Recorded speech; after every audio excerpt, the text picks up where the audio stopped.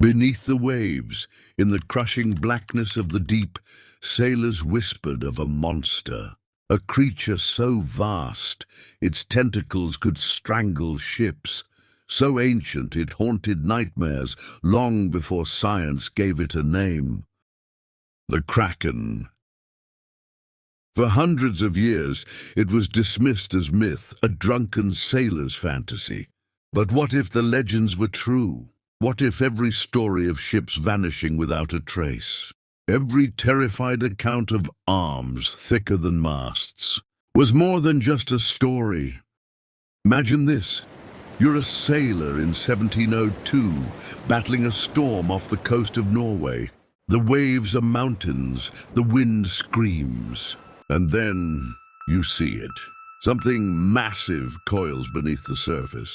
A shadow darker than the abyss itself. By sunrise, your ship and everyone aboard is gone. Today we call it fiction, a Hollywood monster. But modern science has uncovered something unsettling. Creatures that mirror the Kraken's horror do exist. And the deeper we dive, the more we realize. The ocean's darkest secrets are still waiting to surface. So what was the Kraken? A nightmare born of fear, or a warning from an ocean we've barely begun to understand?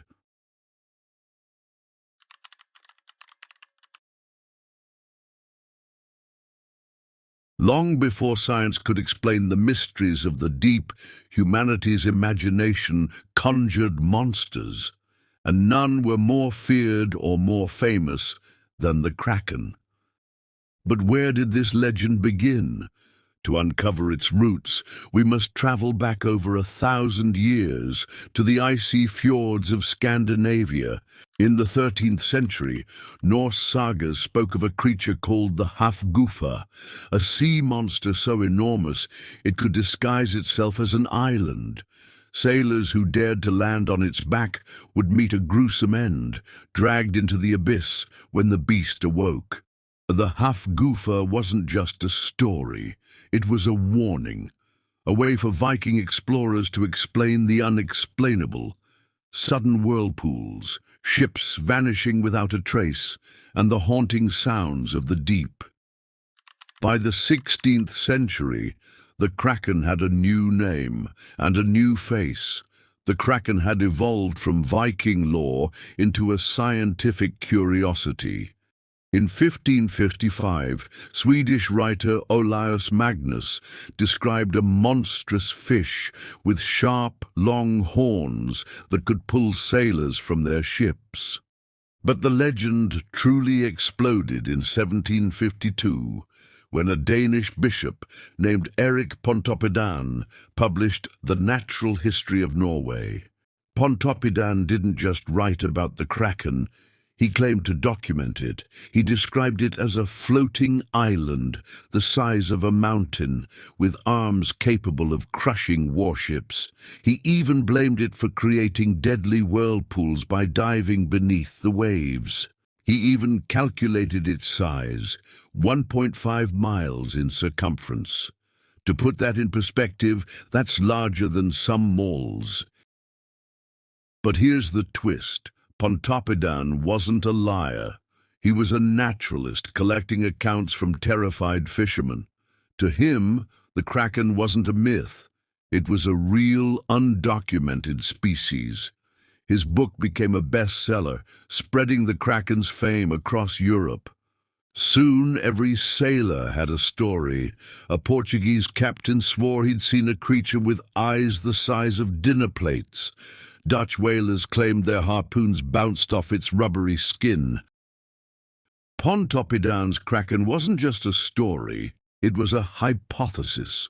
He argued that such a creature must exist to explain strange phenomena, sudden tides, vanishing ships, and the bizarre animal blooms fishermen reported. His work ignited a firestorm. Newspapers reprinted his accounts. Scientists wrote rebuttals. Even Carl Linnaeus, the legendary biologist, briefly included the Kraken in his classification of species. In his book that he wrote in 1735 called Systema Naturae, he classified Kraken into the cephalopod group with the Latin name Microcosmus. So, it could be said that the Kraken has a place in modern science. But here's the irony. Pontoppidan wasn't entirely wrong. Modern marine biologists credit him with one of the earliest attempts to explain giant squid behavior. Those whirlpools he described. They might have been caused by dying whales or sinking carcasses, events that do attract scavengers. In a way, Pontoppidan was the first cryptozoologist. He looked at the chaos of the ocean and tried to bring order to it, even if his order was a mile-wide sea monster. But the Kraken wasn't just a sailor's tale. It crawled its way into the heart of literature. In 1830, Alfred Lord Tennyson wrote a poem simply titled The Kraken, painting it as a sleeping god beneath the sea, waiting to rise during the apocalypse. Then in 1870, Jules Verne sealed its place in pop culture. In 20,000 Leagues Under the Sea, Captain Nemo's submarine battles a giant squid, a scene that terrified readers and inspired every Kraken story to come. But why did the Kraken resonate so deeply? Because it wasn't just a monster, it symbolized humanity's fragile place in nature. In an era before sonar or satellites, the ocean was a black void. Every voyage was a gamble. The Kraken became the embodiment of that fear, the idea that no matter how advanced we became, the sea could still swallow us whole. By the 19th century, the Kraken's legend was set in stone. But here's the fascinating part. Many historians now believe these stories weren't pure fiction. In 1853, a giant squid carcass washed ashore in Denmark. Its tentacles measured over 20 feet long. Suddenly, scientists asked, had the Kraken been real all along? Which brings us to our next chapter, because in the 20th century, science would finally face the Kraken and discover that the truth is stranger than any myth.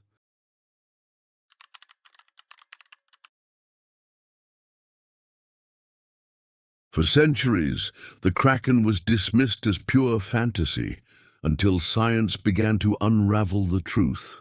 In 1853, a storm off the coast of Denmark washed a grotesque carcass onto the beach. It had enormous eyes, a beak like a parrot, and tentacles lined with suckers the size of dinner plates.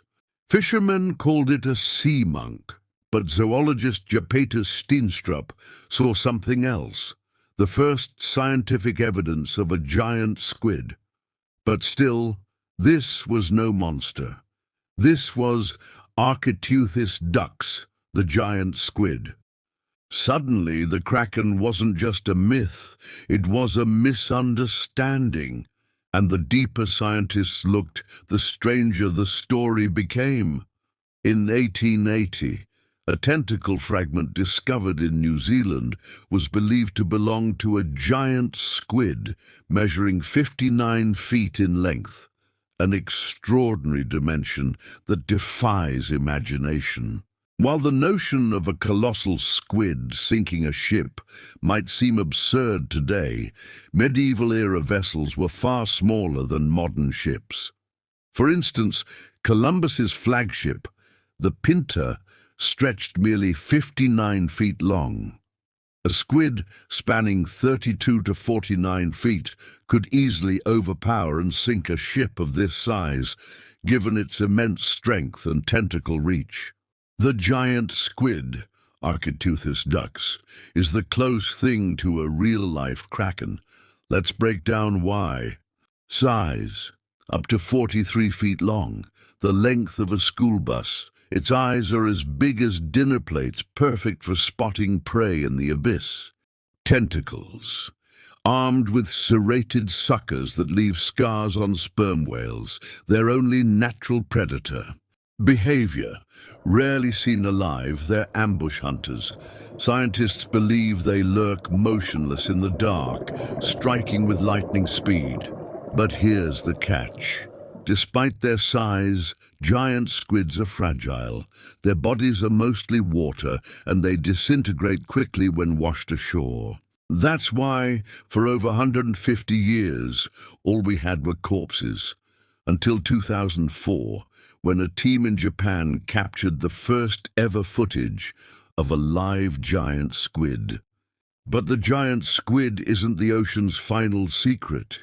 Meet its larger, more terrifying cousin, the colossal squid, Mesonychota euthys hamiltoni. Discovered in 1925 but not seen alive until 2007, this Antarctic predator is built like a tank.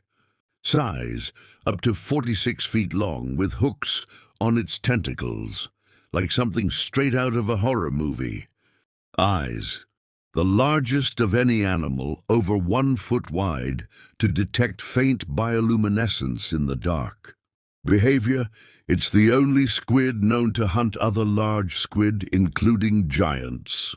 In 2007, fishermen off New Zealand, in the fishing vessel Sana Spiring, hauled up a 1,000-pound colossal squid, still the largest intact specimen ever found.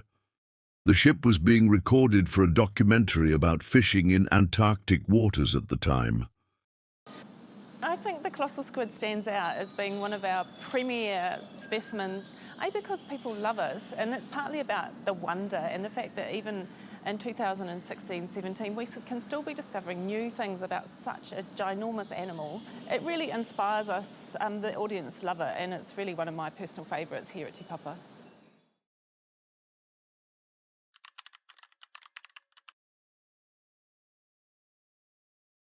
The Kraken is dead. Science has dissected it, classified it, and renamed it Architeuthis dux, but in our nightmares it's very much alive. From blockbuster movies to viral video games, the Kraken still haunts us. Why? Because it's no longer just a monster. It's become a mirror for our deepest fears. In this chapter, we'll explore how the Kraken crawled out of Viking sagas and into our smartphones, and why, even in 2025, we can't escape its grip. The Kraken's pop culture reign began in 1981 with Clash of the Titans, a stop-motion nightmare voiced by horror legend Peter Cullen. It was depicted as a literal weapon of the gods. A monster so unstoppable, even heroes could only flee. But it was Pirates of the Caribbean, Dead Man's Chest, 2006, that redefined the Kraken for the 21st century. Davy Jones' beast wasn't just big, it was personal. It hunted protagonists relentlessly, symbolizing inescapable fate. These portrayals tap into a primal truth. The Kraken isn't just a squid, it's punishment, a force of divine retribution for human hubris, whether it's defying the gods or plundering the seas. Even kids' movies like the SpongeBob SquarePants movie, 2004, use the Kraken as shorthand for existential dread when SpongeBob and Patrick sing, "We're off to Davy Jones' locker." They're riffing on 500 years of maritime terror. But nothing makes the Kraken feel real like video games. In Assassin's Creed 4 Black Flag, 2013,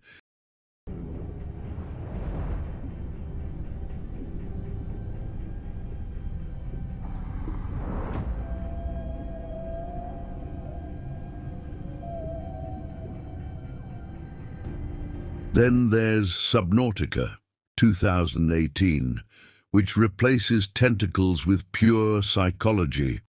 The game's leviathans lurk in pitch-black waters, attacking only when you venture too deep. It's not the monster you fear, it's your own curiosity. These games exploit a 21st century anxiety, loss of control. The Kraken is no longer a god's wrath, it's AI, climate change, or pandemics, an unseen force that logic can't conquer. But why does the Kraken still work? Because the ocean itself terrifies us. Psychologists call this thalassophobia, the fear of deep water.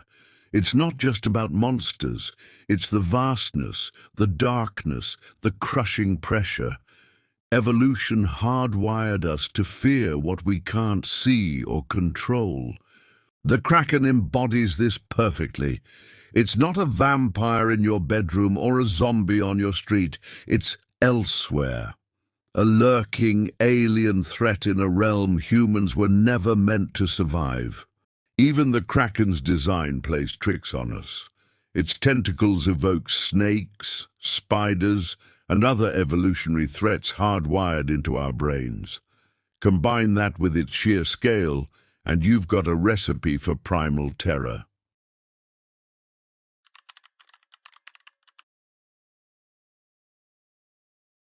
For centuries, the Kraken was humanity's ultimate monster, a nightmare born of stormy seas and uncharted waters.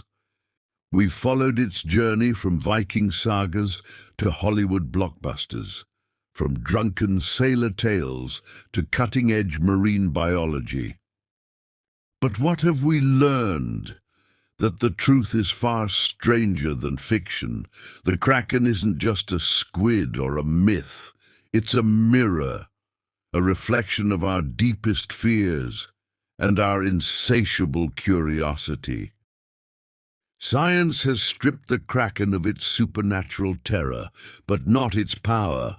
Every time we glimpse a giant squid in the abyss, every time a sonar blip defies explanation, we're reminded that the ocean is the last great frontier, a place where reality rivals legend, where creatures older than dinosaurs still thrive in the dark. The Kraken endures because it asks us a question we'll never fully answer. How much do we really know about our own planet? So what do you think? Was the Kraken just a squid or something more? Let me know in the comments, myth or monster. And if you're craving more deep-sea mysteries, smash that subscribe button.